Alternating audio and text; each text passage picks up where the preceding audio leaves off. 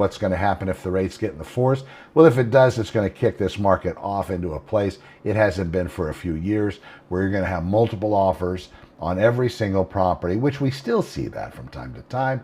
But the frequency with which that happens now is nowhere near where it was 3-4 years ago.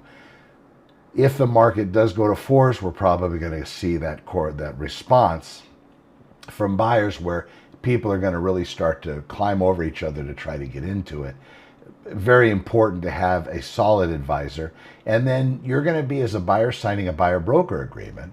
One of the things that I might suggest is make sure that you're the only one competing with this particular agent for this particular house. If this agent has multiple buyers for the same residence, that's not going to really do you any good at all.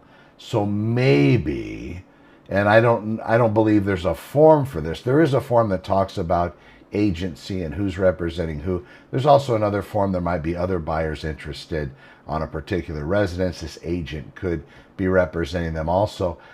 Whatever is issued to you in contract, if you don't want to accept it, you don't have to.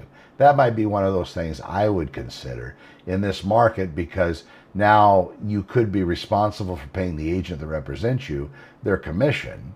I would probably want that agent to be extra loyal to me. And if they have other buyers for a residence, I'm sorry, that's of no interest. I want to be their only buyer for this particular residence, if that makes sense.